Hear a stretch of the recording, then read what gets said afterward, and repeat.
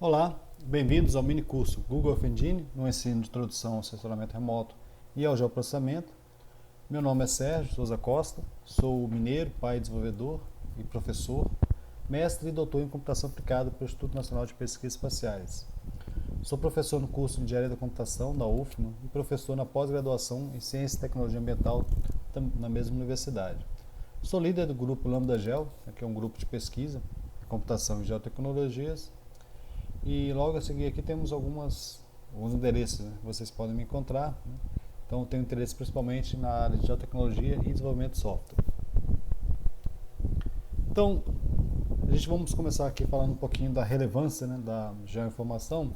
E um dos casos mais antigos, né, talvez considerado, né, um dos primeiros casos, né, emblemáticos sobre a aplicação da geotecnologia, é o caso onde que em Londres, né, estava ocorrendo uma infestação de uma doença, né, que não se sabia muito pouco sobre essa doença, e tinha uma hipótese que ela estava circulando pelo ar, né, se propagava pelo ar. Até que John Snow, né, talvez já tinha uma hipótese que ela se propagava de outra maneira, talvez pela água, mas ele conseguiu representar isso de modo visual. Como é que ele fez? Ele pegou o mapa e marcou com pontos os casos da doença, né? E aí com essa abordagem visual ele conseguiu deixar claro em que ponto estava tendo maior ocorrência da doença e estava ligado a um ponto que tinha uma bomba d'água, né, em onde as pessoas coletavam água ali. Então eles depois eles fecharam essa água, essa bomba d'água, e aí teve uma redução nos casos de infestação. Então esse é um exemplo, né, que é sempre utilizado, né, quando se fala sobre geoinformação, porque é de uma época ainda antes da computação, né?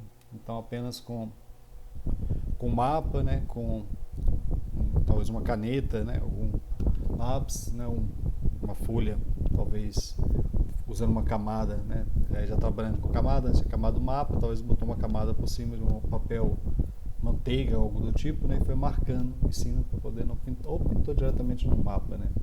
Não li da parte da história como é que foi essa abordagem exatamente.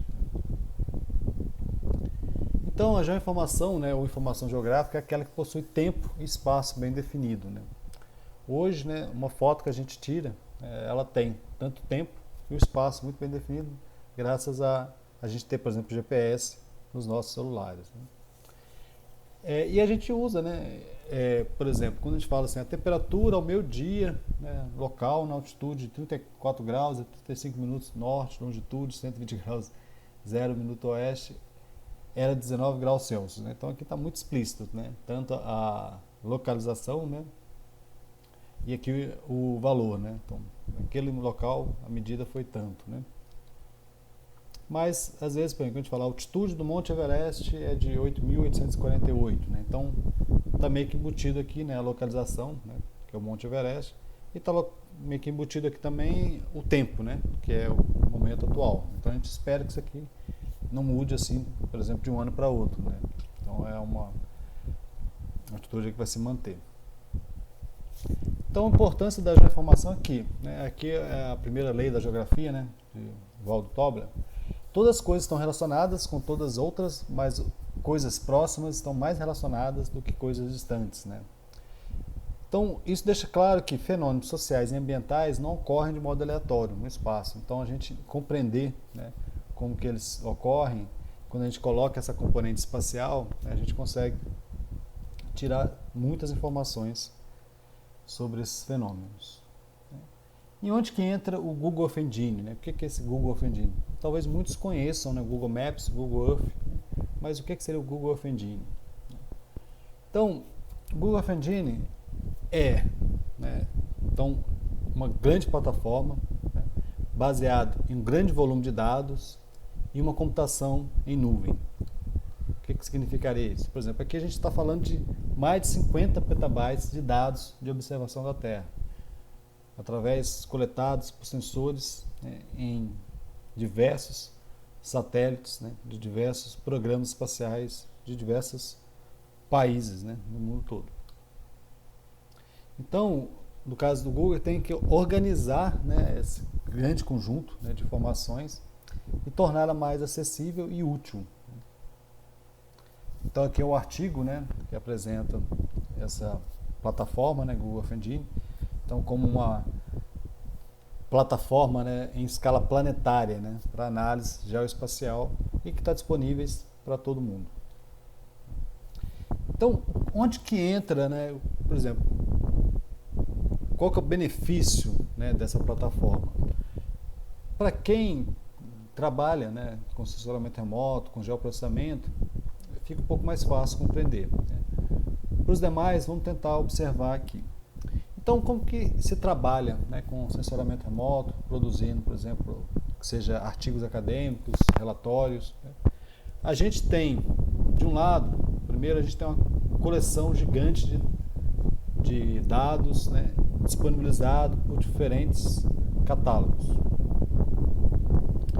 Então, o processo seria, eu tenho que encontrar o dado que eu preciso, né, pode estar em um ou mais catálogos, né, eu vou ter que baixar esses dados, né, isso pode ocupar bastante tempo, né, de download e bastante espaço de armazenamento. Uma cena, a gente vai ver o que seria uma cena de imagem satélite, mas, por exemplo, para quem conhece São Luís do Maranhão, né, por exemplo, para a gente cobrir a ilha todinha, a gente precisa de 2 cenas. Né?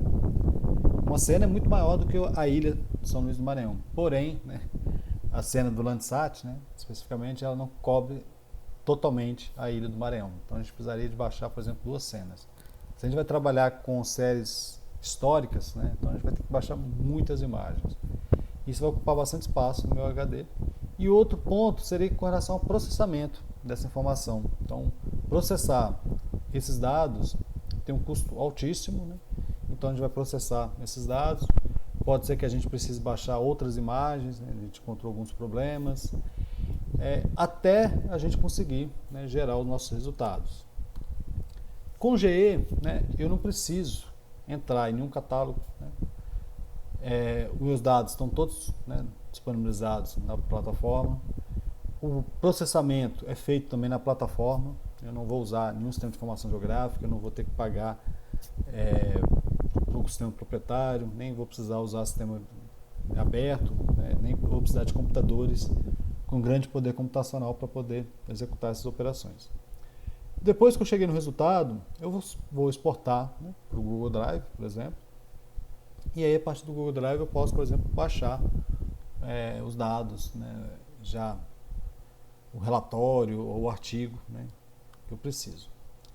Então, a gente ganha muito tempo sem ter que baixar, armazenar e processar a imagem localmente, né, que em muitos casos exigiria computadores com mais recursos de processamento e memória e também laboratórios, né. Então, esse mini curso a gente tem como objetivo mostrar como uma plataforma como o Google Earth Engine possibilita, por exemplo, universidades utilizar laboratórios existentes, né, laboratórios que não são especializados, né, para trabalhar com processamento de imagens, com dados de sensoramento remoto, mas basta que esses laboratórios tenham acesso à internet, né, e que tenha, por exemplo, possa executar um Chrome, né, abrir um navegador Chrome, você já tem ali um ambiente pronto, por exemplo, para ser utilizado nessas disciplinas. Mas, para ficar um pouquinho mais claro, vamos aqui para um exemplo aqui, um exemplo motivacional.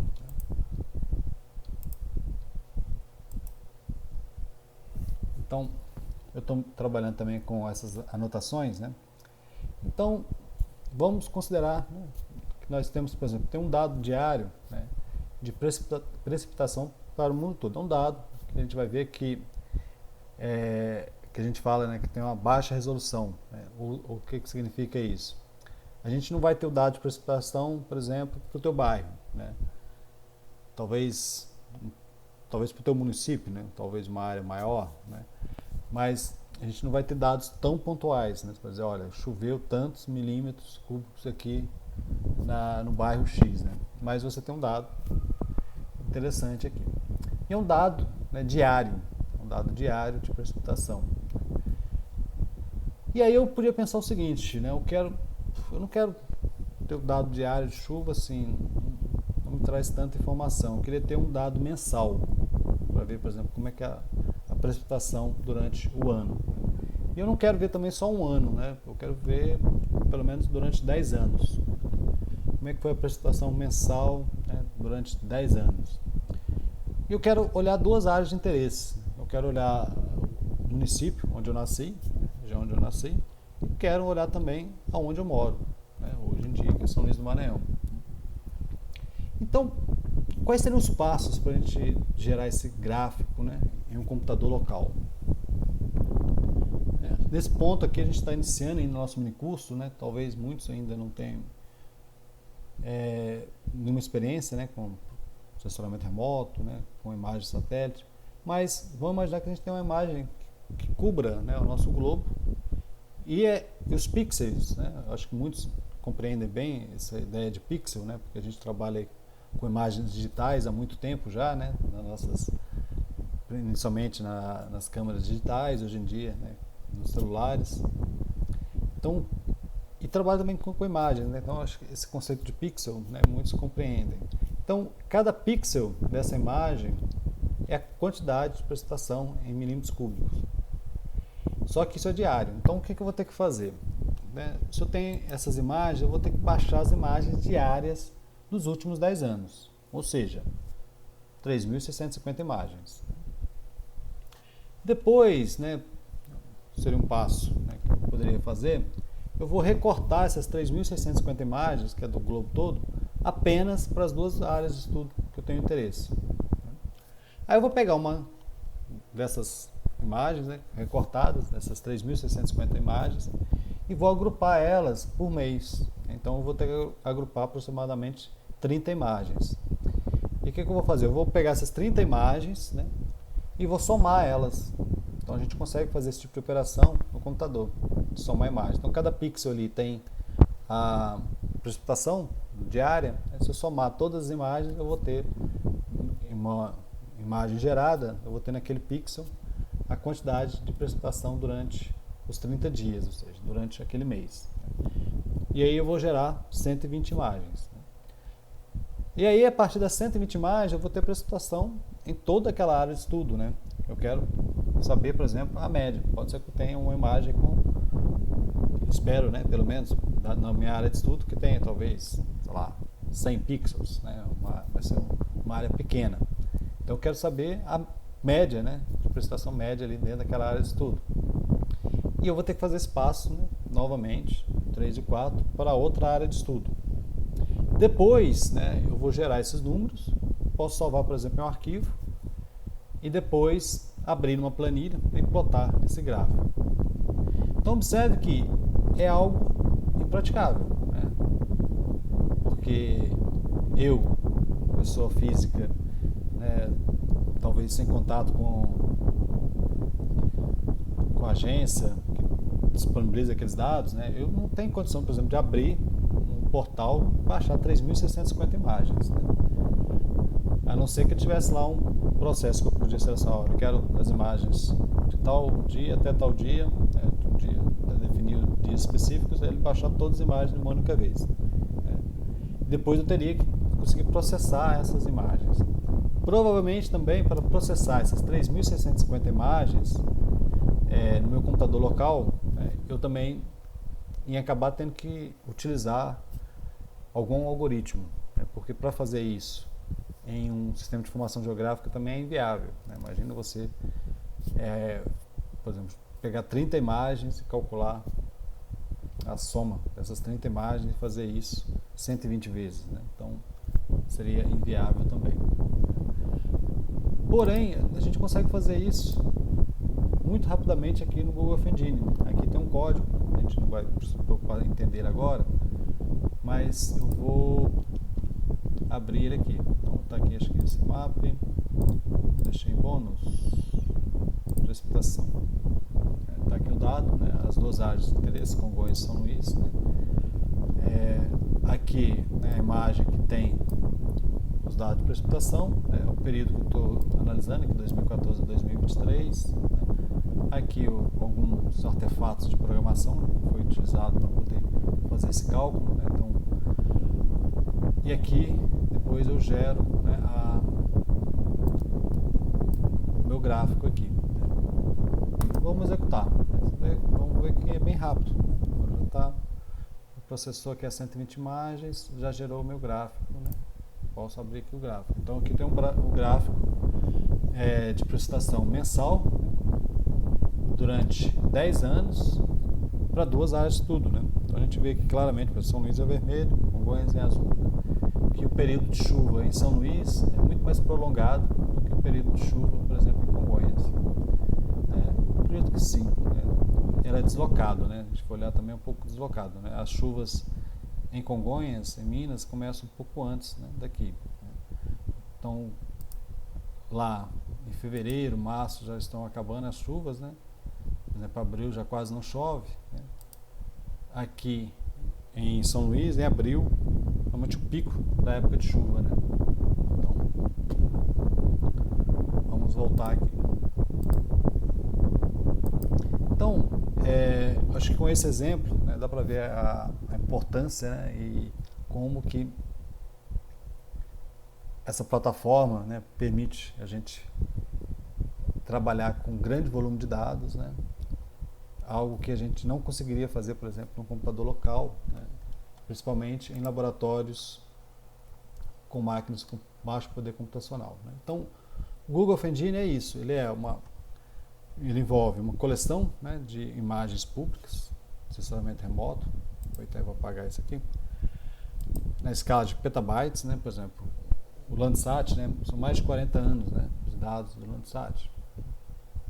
Só que não é dados apenas do Landsat, né, tem diversos outros satélites, né, do Sentinel, tem dado modes, tem dados vetoriais, né, tem alguns dados já processados, né, por exemplo, cobertura da terra, dados climáticos. Então, são bem variado conjunto de dados aqui. E aqui no catálogo, né, a gente pode procurar esses dados, né? E aí a gente pode clicar depois, a gente vai ver isso no decorrer do curso, para saber mais informações sobre cada coleção de dados. Além disso, envolve também, né, toda a parte de APIs, né? Então, as APIs, né, e também um ambiente de desenvolvimento, né, online. Então a gente não precisa instalar nada no computador nosso, inicialmente, para poder trabalhar com essa plataforma. A gente pode fazer tudo isso online, né? Aqui está o ambiente, né, para poder fazer isso. Então aqui a gente tem esse ambiente, a gente vai trabalhar bastante com ele. A gente tem uma área de código, né, que a gente pode escrever o código. Tem uma área do mapa, onde a gente visualiza, né, o resultado. A gente pode inserir geometrias, né, de algo parecido com que a gente faz, por exemplo, no Google Maps. A gente tem uma área aqui que mostra, por exemplo, resultados no console, né, tarefas que estão sendo executadas, como, por exemplo, download de dados ou upload, né. A gente vai ver, né, o espectro, né, que a gente pode clicar em algumas partes do mapa e trazer algumas informações. Aqui do lado do painel, do lado esquerdo, a gente tem a parte dos scripts que a gente pode selecionar, documentação, né, os assets, né, que envolve os dados que a gente fizemos o upload. E aí, né, já logo de cara, a gente já lembrar que, diferente de outros ambientes online, nesse Code Editor é necessário salvar explicitamente. O máximo que ele faz é, se não está salvo, se você tenta fechar a janela, ele te avisa, olha, não está salvo, né? Se você tenta abrir, né, um outro script sem salvar o primeiro, ele vai te avisar, não está salvo ainda, então fique atento, lembre-se de salvar. Aqui mostrando, né, uma aba interessante, que é a aba Docs, né? Então aqui, depois que a gente já passou estamos mais familiarizados, né, com a abordagem, né, como é que trabalha, como é que programa, a gente consegue, aqui na aba Docs, encontrar, por exemplo, as funções que a gente precisa utilizar para realizar uma determinada tarefa. Aqui mostrando, né, como é que a gente cria um novo repositório. E aqui o nosso primeiro programinha, né, o Hello World. E aqui o código do Hello World. Então, vamos só executar esse Hello World para a gente poder terminar esse primeiro vídeo. Então, essa ideia de Hello World, né, vem da computação, da programação. Então, nos livros mais antigos, né, da linguagem C, ela trouxe essa abordagem que significa o quê?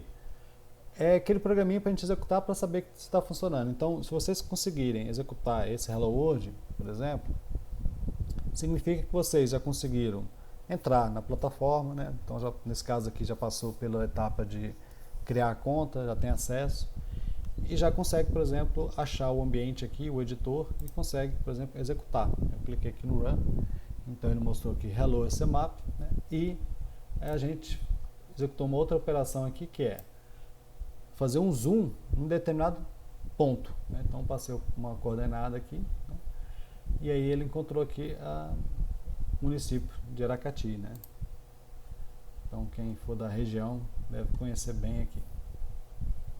Então eu acredito que com essa primeira parte a gente podemos encerrar aqui, mas a gente vai ver um pouco mais à frente, né? Então essas duas instruções elas não geram valores, a gente vai entender um pouquinho mais sobre isso, né? Apenas causam um efeito, né? Que é imprimir o console e fazer essa aproximação no mapa.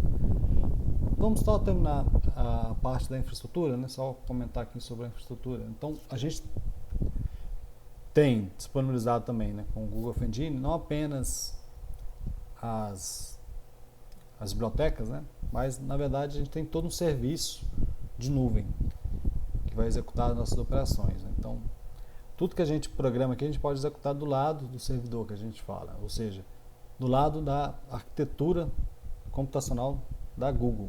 Então, a gente vai usar todo o poder computacional da Google e vocês vão ver que a gente consegue fazer muita coisa sem ter que pagar nada, né, para a Google, a não ser grande volume, assim, coisa gigantesca mesmo, algo muito além, né, do que uma disciplina ou pesquisadores poderão fazer.